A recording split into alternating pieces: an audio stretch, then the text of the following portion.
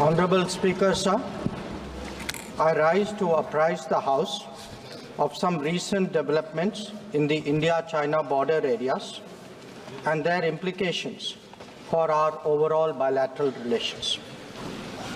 The House is aware that our ties have been abnormal since 2020, when peace and tranquility in the border areas were disturbed as a result of Chinese actions.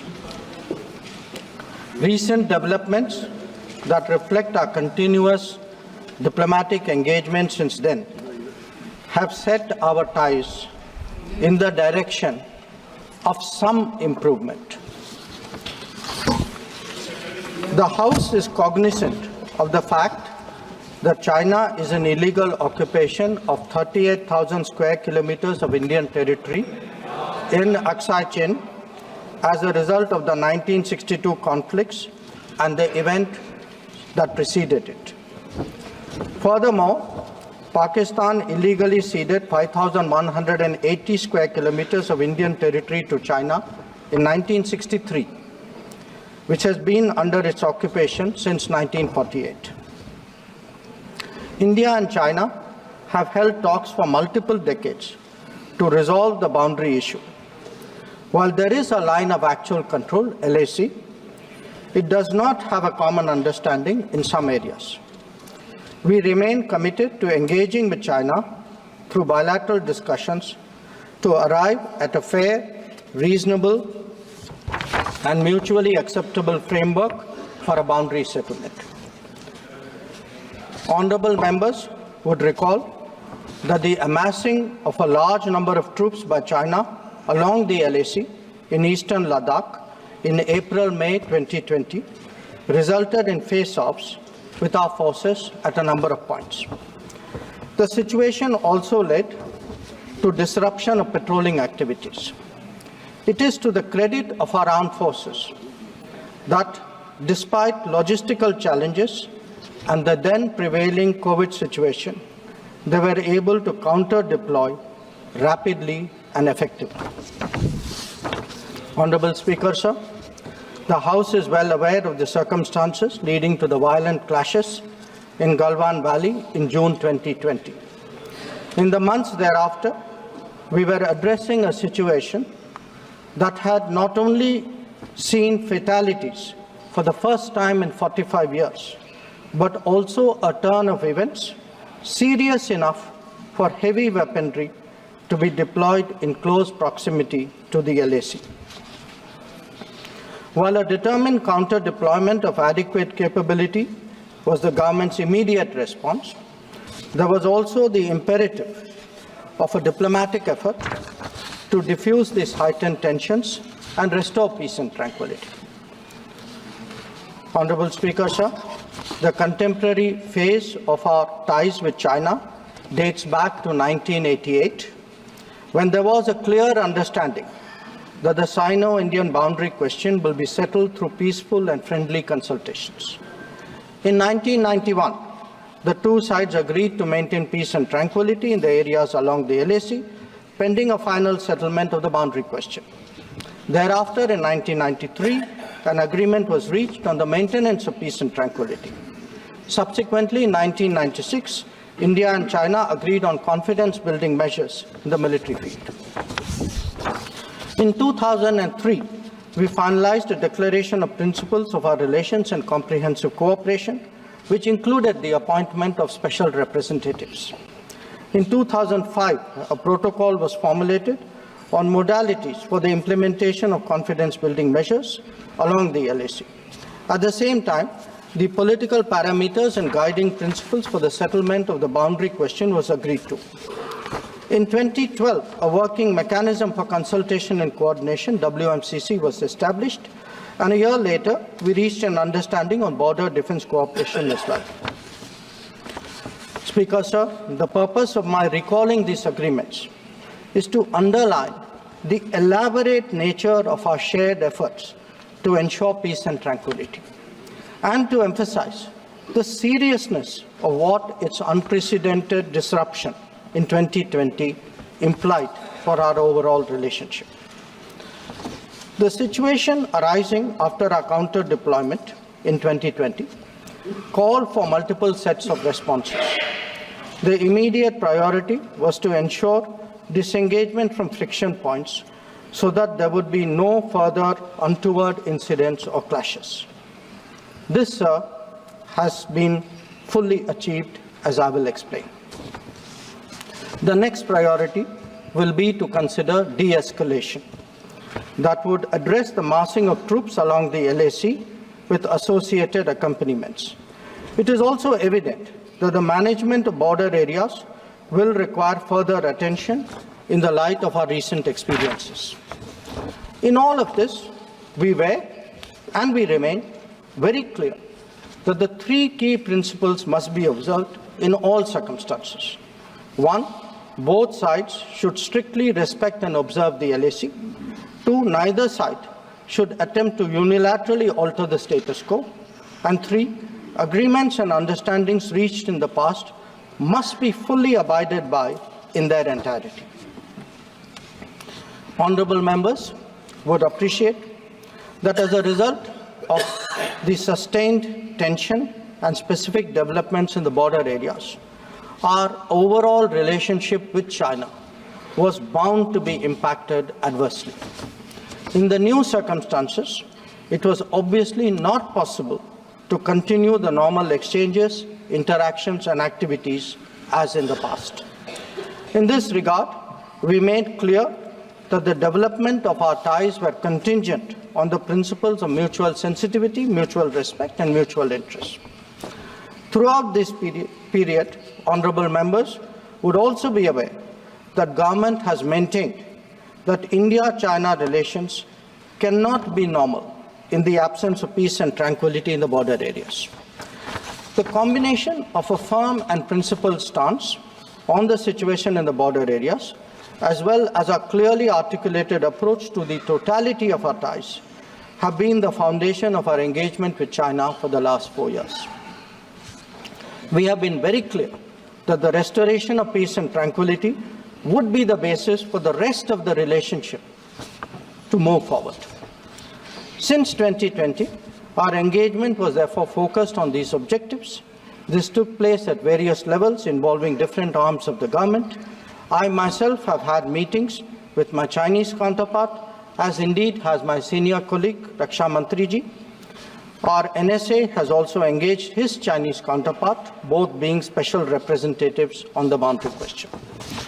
More detailed discussions were conducted by the Working Mechanism for Cooperation and Coordination, WMCC, at the diplomatic level. Its military counterpart was the Senior Highest Military Commanders Meeting, SHMC mechanism. The interactions were naturally very tightly coordinated with a combined presence in the negotiations of both diplomatic and military officials. Since June 2020, 17 meetings of the WMCC and 21 rounds of SHMC have taken place. So, in this background, I would like, sir, to inform the House today about the agreement reached on 21 October 2024 regarding Depsang and Demchok. The twin considerations of an unstable local situation and an impacted bilateral relationship were clearly the drivers for these recent endeavours. These two areas have been the focus of our discussions in both WMCC and SHMC with the Chinese side since September 2022, when the last disengagement agreement was concluded at Hot Springs area. In the lead-up to the October 21 agreement, I had discussed both the specific disengagement issue as well as the larger relationship with my Chinese counterpart in Astana on 4 July and Vientiane on 25 July. Our national security advisors, ours and the Chinese, met in St. Petersburg on 12 September, and the problem in these two areas pertained primarily to obstructions of our long-standing patrolling activity. In Demchok, there was also the question of access by our nomadic population to traditional grazing grounds, as well to sites of significance to the local people. As a result of this recent understanding, arrived at, after intensive negotiations, resumption of patrolling to the traditional areas is underway. It was initially tested by sending out patrols for verification of disengagement on the ground and is being followed up by regular activities as per the agreed understanding.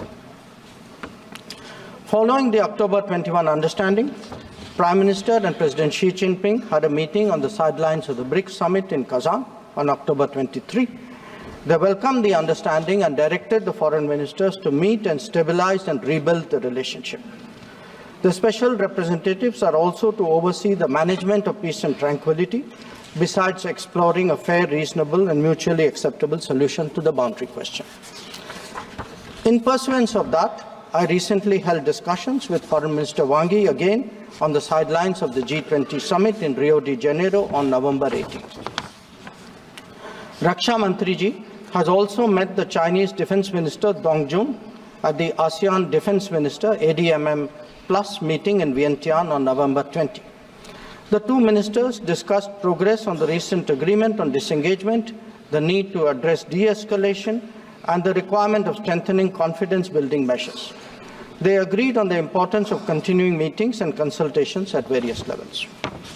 Sir, the House will remember that on October 21, the October 21 agreement is the latest in the series of an understanding in regard to the resolution of the situation at various friction points in eastern Ladakh.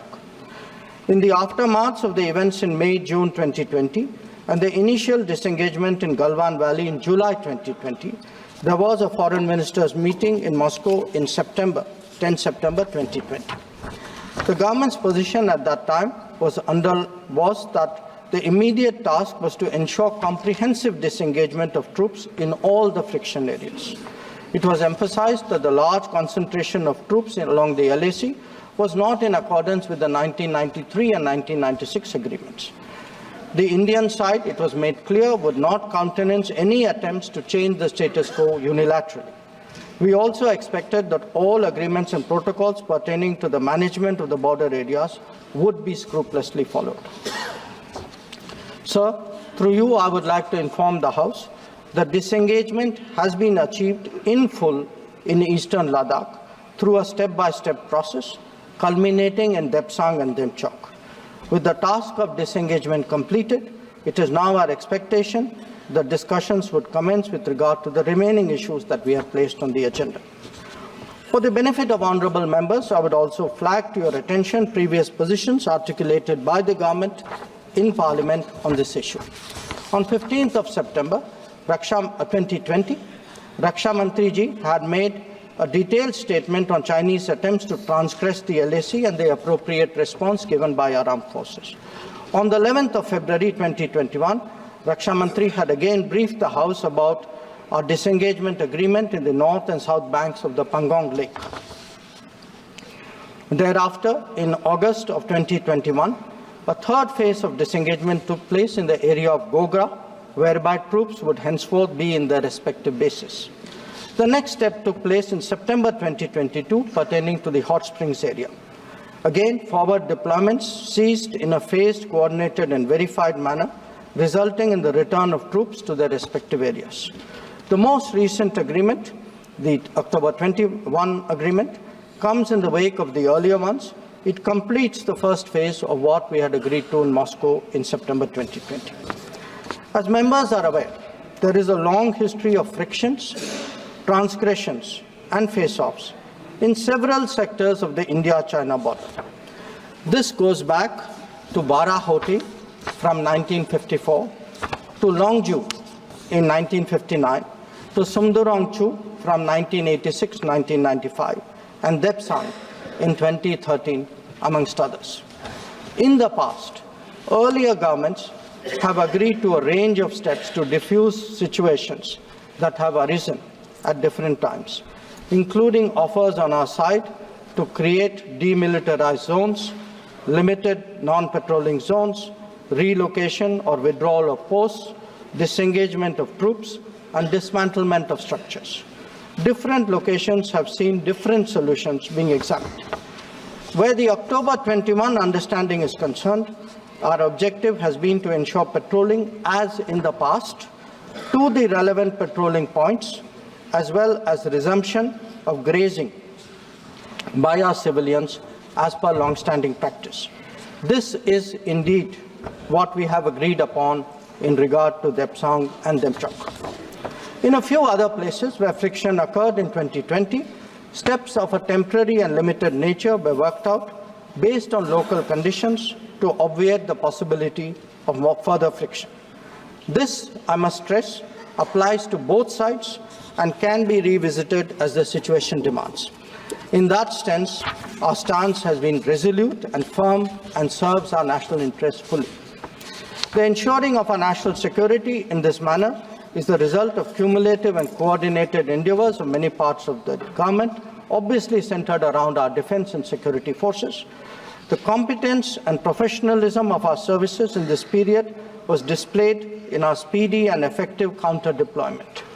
In the negotiations with China, the defense and diplomatic arms worked in lockstep to ensure that our national interests were comprehensively met. Sir, in that context, the House would also recognize that there has been a significant improvement in the border infrastructure, which has made such effective counter-deployment possible. This is reflected, amongst others, in the increase of border infrastructure allocations in the last decade. The Border Roads Organization, BRO, alone has incurred 3 times the expenditure level of what it was a decade ago. Whether it is the length of the road networks, of the bridges, or the number of tunnels, there has been a substantial increase over the earlier period. Notable milestones in recent years include the Atal Tunnel to Lahul Spiti, the Sela and the Nechifu tunnels to Tawang, the Umlingla Pass Road in southern Ladakh, and the extended opening of the Zojila axis. Work is progressing on some strategically important roads and airfields in Ladakh. The adoption of new technologies in high altitude, remote, inaccessible and permafrost areas has also been significant. All of this reflects the government's firm commitment to protecting our borders and ensuring that our armed forces get the facilities and the logistical support that they deserve. Finally, sir, let me share with honourable members our expectation regarding the direction of our ties with China in the near future. Our relationship had progressed in many domains, but was obviously negatively affected by recent events. We are clear that the maintenance of peace and tranquility in border areas is a prerequisite for the development of our ties. In the coming days, we will be discussing both de-escalation as well as effective management of our activities in the border areas. The conclusion of the disengagement phase now allows us to consider other aspects of our bilateral engagement in a calibrated manner, keeping our national security interests first and foremost. In my recent meeting with Foreign Minister Wang Yi, we reached an understanding that the special representatives and the Foreign Secretary level mechanisms will be convening soon. I thank you, sir, and the honourable members for their attention, and I am confident that the government has the full support in addressing the complexities of this important issue.